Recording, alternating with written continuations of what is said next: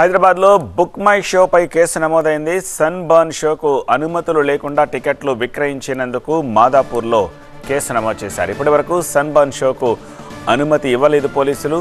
Book My Show, Sunburn నిర్వాహకులపై కేసు నమోదైంది. న్యూ ఇయర్ వేడుకల సందర్భంగా హైదరాబాద్ నగరంలో సన్ బర్న్ మ్యూజిక్ ఈవెంట్ నిర్వహించనుంది.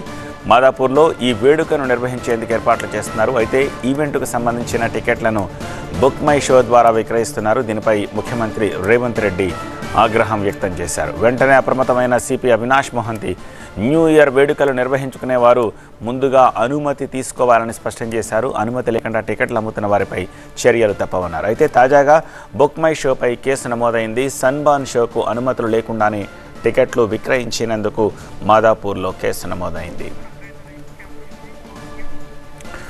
మరింత సమాచారం మా ప్రతినిధి ప్రణీత అందిస్తారు. ప్రణీత,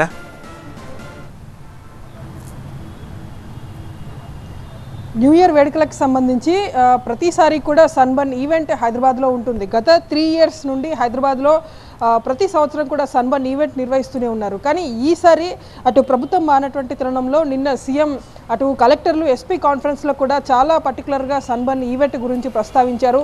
సన్ బర్న్ ఈవెంట్కు ఎలాంటి పర్మిషన్ ఇవ్వద్దు అంటూ పోలీసులకు చెప్తూనే ఆ ఈవెంట్కి సంబంధించినటువంటి డీటెయిల్స్ అన్నీ కూడా వెరిఫై చేయాల్సిందిగా పోలీసులను ఆదేశించారు. సో ప్రజెంట్ మనం ఇక్కడ చూడొచ్చు, ఇప్పటి వరకు సైబరాబాద్ పోలీసు కమిషనరేట్ పరిధిలో ఎక్కడ కూడా సన్ బర్న్ ఈవెంట్కి సంబంధించి పోలీసులు ఇప్పటివరకు పర్మిషన్ అయితే జారీ చేయలేదు.